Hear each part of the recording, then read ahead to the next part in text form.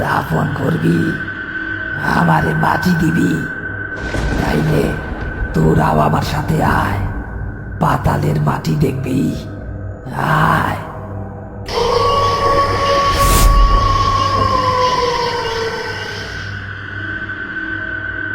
উস্তাদ, গন্ধটা দেখছেন? পচা মাংসের গন্ধ না, মনে হইতেছে পুরা গন্ধ।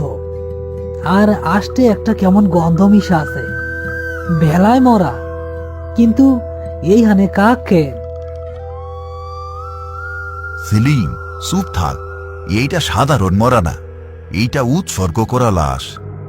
দেখছস না, লাল কাপড়। কেউ ওরে ভাসাইয়া দিছে ওর পাপ মোচনের লাইগা। উৎসর্গ মানে কি জানোয়ারের মতো কোরবানি দিছে নাকি? উস্তাদ, আমার শরীরটা কেমন জানি গিন গিন করতেছে। মরা কাকগুলা দেখেন, মাথাগুলা নিজ দিকে ঝইলা আছে। এইটা কোনো তান্ত্রিকের কাম না তো? তান্ত্রিক হোক আর ডাইনি হোক, মাছ নদী থাইকা এই ভেলা আমাগো ঘাটে আইসা ভিড়ছে। এইটা অমঙ্গল, কিন্তু কুসংস্কার দিয়া তো আর মানুষ বিচার চলে না। উস্তাদ, আপনি বুঝতেছেন না। গ্রামের মুরব্বীরা কয় লাল কাপড়ে পেঁচায় কাউরে ভাসাইলে সেইটা অভিশাপ হইয়া ফিরে আসে। যে ধরব তার বংশ নির্বংশ হইয়া যাইব। কেন মিছামিছি বিপদে পড়বেন বলেন তো? আহ, শোন সেলিম, বিপদের ভয় দেখাইয়া লাভ নাই। এই পারে আমি ২০ বছর চৌকিদারি করছি।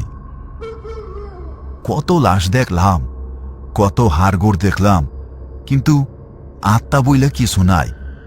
আছে শুধু মানুষের নিষ্ঠুরতা। এই মরা মানুষটা কারো না কারোর সন্তান, কারো না কারোর ভাই। তারে এইভাবে কাকপক্ষিরিয়া ভাসাইয়া দেওয়াটা অধর্ম হইয়া যাইব। তাইলে আমরা কেন পাপ ঘাড়ে নিব? চলেন ওরে ভাসায়া দেই। বাঁশের লগি দিয়ে একটা ঠেলা দিলেই মাছ গাঙ্গে চলে যাইব। কাইল সকালে কেউ জানবো না যে এইখানে কিছু আইছিল। না, ডাঙায় যখন উঠছে তখন মাটি দেওয়া আমাগো ধর্ম। দড়িটা টান দে। তয় সাবধান, বেলার উপর উঠবি না, পায়ের তলায় মাটি রাখবি। টর্চটা বগলে চাপ দিয়া ধর। সেলিম ভয়ে ভয়ে কাপা কাপা হাতে দড়িটা ধরল। আরিফ পকেট থেকে একটা পুরনো চাকু বের করল, যেন কোনো বাধা এলে কাটতে পারে। উস্তাদ, দড়িটা তো ভেজা না, কেমন যেন আঠা আঠা, তেল তেলে লাগতেছে। ইয়া আল্লাহ, এটা কি রক্ত? কথা কম ক, শরীরে জোর লাগা, হেঁচকা টান দে একটা। সেলিম দড়ি ধরে ভেলাটা কাদার উপর টেনে তুলল। ভেলাটা নড়ার সাথে সাথে ঝনঝন করে একটা শব্দ হলো। মনে হলো লাশের গায়ে প্রচুর লোহা লক্কর বাঁধা। তারা লাশটা ভেলা থেকে নামালো। লাল কাপড়টা সরে যেতেই সেলিম ছিটকে ৩ হাত দূরে গিয়ে পড়ল। আরিফও চমকে উঠলেন।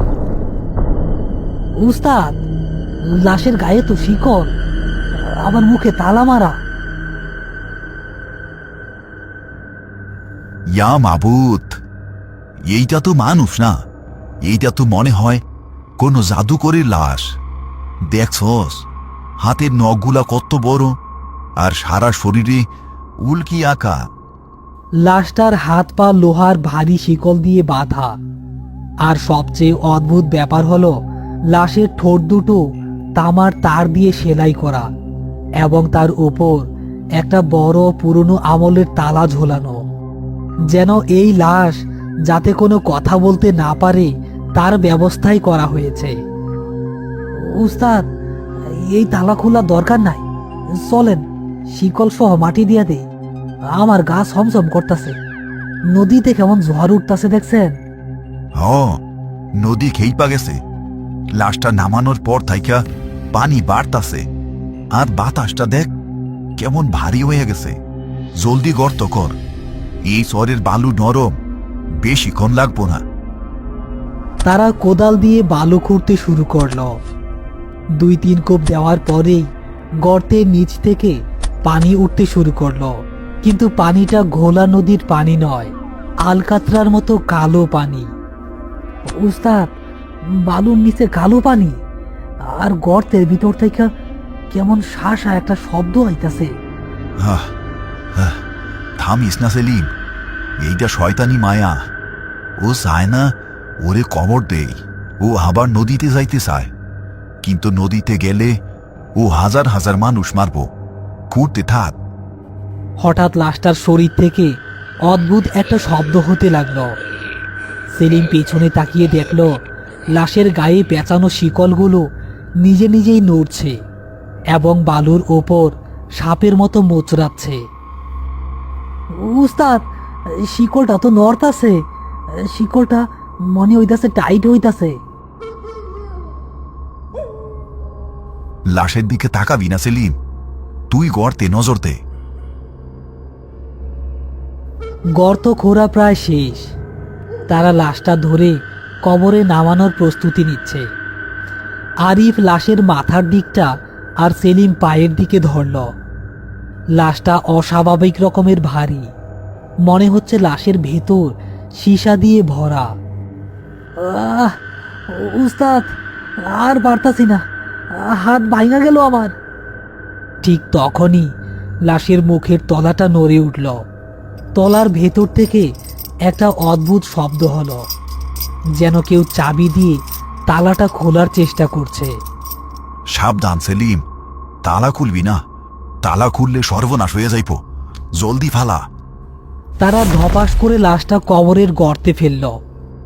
ফেলার সাথে সাথে লাশের মুখ থেকে একটা গোমরানির শব্দ ভেসে এলো। লাশ কবরে পড়ার সাথে সাথে নদীর পানির ওপর প্রবল বেগে বাতাস বইতে শুরু করলো, যেন মনে হচ্ছে নদী লাশটাকে ছিনিয়ে নিতে চাইছে। মাটি দে সেলিম, জলদি মাটি দে, ওই নদী লাশ তীরে আসতেছে, জলদি মাটি দে। উস্তাদ, এই মাটি তো খুব নরম, পায়ের নিচে মাটি থাকে না। হঠাৎ কবরের ভেতর থেকে লাশের শিকল বাঁধা হাতটা বিদ্যুৎ বেগে উঠে এলো এবং সেলিমের গোড়ালি চেপে ধরল। হাতটা বরফের মতো ঠান্ডা, কিন্তু গায়ে আগুনের মতো ছেঁকা লাগছে। উস্তাদ, ও আমারে ধরছে, আমারে কবরে টানতাছে, আমারে বাঁচান উস্তাদ। খারা সেলিম, আমি আইতাছি। আল্লাহু আকবার। আরিফ কোদাল দিয়ে লাশের হাতে বাড়ি মারতে গেল, কিন্তু তিনি দেখলেন লাশের মুখের সেলাইগুলো ছিঁড়ে যাচ্ছে এবং তালাটা খুলে মাটিতে পড়ে গেল। তালা খোলার সাথে সাথে লাশের মুখটা অমানবিকভাবে বড় হয়ে হা করে খুলে গেল। দাফন করবি, আমারে মাটি দিবি, তাইলে তোরাও আমার সাথে আয়, পাতালের মাটি দেখবি। আয়, আমার সাথে আয়। লাশের হা করা মুখ থেকে কালো ধোয়ার মতো হাজার হাজার পোকা বেরিয়ে এসে সেলিম আর আরিফকে ঘিরে ফেলতে লাগলো। লাশের হা করা মুখ থেকে বেরিয়ে আসা হাজার হাজার কালো পোকা সেলিম আর আরিফকে ঘিরে ধরেছে। পোকাগুলো তাদের শরীর কামড়াচ্ছে। সেলিম যন্ত্রণায় ছটফট করছে, কারণ লাশের হাত এখনো তার পা ছাড়েনি। উস্তাদ, উস্তাদ, পোকা আমার চোখ খাইয়া ফেললো, জইলা গেল, আমার শরীর জইলা গেল উস্তাদ। সেলিম, চোখ বন্ধ কর, দম ধইরা থাক। আরিফ তার হাতে থাকা হ্যারিকেনটা লাশের মুখের উপর আছাড় মারলেন। কাঁচ ভেঙে কেরোসিন তেল লাশের মুখে আর বুকে ছড়িয়ে পড়ল এবং দাউ দাউ করে আগুন জ্বলে উঠল। আগুন জ্বলে ওঠার সাথে সাথে লাশের মুখ থেকে বের হওয়া পোকাগুলো পুড়ে ছাই হয়ে যেতে লাগলো। লাশটা এক বিকট আর্তনাদ করে সেলিমকে ছেড়ে দিল। লাশের শরীরে আগুন লাগলেও তার চামড়া পুড়ছে না, শুধু পোকাগুলো পুড়ছে। আগুন দিয়ে আমারে মারবি, আমি জলের জিনিস, জল আমারে বাঁচাইব। লাশটা সেলিমকে ছেড়ে দেওয়ার পর আরিফ সেলিমকে টেনে উপরে তুলল, কিন্তু ততক্ষণে নদীর পানি কবরের কানায় চলে এসেছে। ঢেউয়ের ঝাপটায় কবরের ভেতরে পানি ঢুকছে। লাশটা পানির স্পর্শ পেয়ে আবার নড়ে উঠল। সে কবরের ভেতর থেকে ভেসে ওঠার চেষ্টা করছে। সেলিম, কোদাল রে, ওরে ভাসতে দিবি না। ও যদি একবার নদীতে নামে তাইলে আমাকে নৌকা ডুবাইয়া মারবো। আহ উস্তাদ, এইখানে পানি তো কোমর সমান হয়ে গেল, ওরে কেমনে আটকামু? লাশের গায়ে শিকলটা টান দে। শিকলটা কোদালের সাথে পেঁচাইয়া মাটির গভীরে বুইতা দে, জলদি। আরিফ আর সেলিম মিলে পানির নিচে লাশের গায়ের ভারী শিকলটা ধরে টানাটানি শুরু করলো। লাশটা পানির নিচে তাদের সাথে কুস্তি করছে। এবার লাশটা আরিফের ঘাড় চেপে ধরল। আরিফ, তুইও আমার লগে চল, তোরে আমার পাহারাদার বানাবো। আরিফ দম বন্ধ করে এক ঝটকায় লাশের হাত ছাড়ালেন। তিনি জানতেন লোহা বা শিকড় মাটির গভীরে পুঁতে দিলে অতৃপ্ত আত্মা আর উঠতে পারে না। আরিফ কোদালের হাতলটা লাশের শিকলের এক প্রান্তের সাথে শক্ত করে বাঁধলেন। সেলিম, কোদালের উপর দাঁড়া, চাপ দে, জোরে চাপ দে কোদালটাতে। সেলিম তার শরীরের সমস্ত ওজন দিয়ে কোদালটার উপর দাঁড়িয়ে সেটাকে কাদার উপরে গভীরভাবে গেঁথে দিল। শিকলটা টান টান হয়ে লাশটাকে মাটির সাথে চেপে ধরল। লাশটা আর উঠতে পারছে না।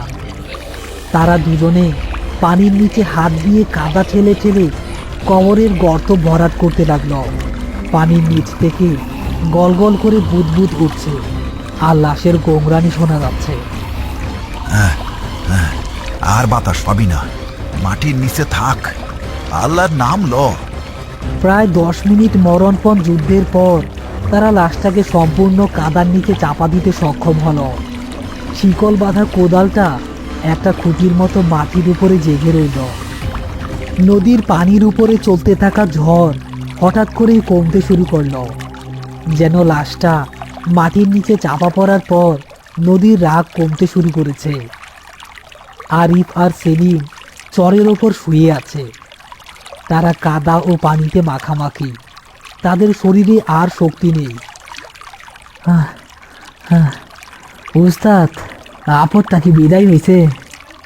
হ্যাঁ, বিদায় তো হইছে, কিন্তু রাইখা গেছে অনেক কিছু। ওই দেখ, তালার চাবিটা। আরিফের হাতে সেই তালাটা, যেটা লাশের মুখ থেকে খুলে পড়েছিল।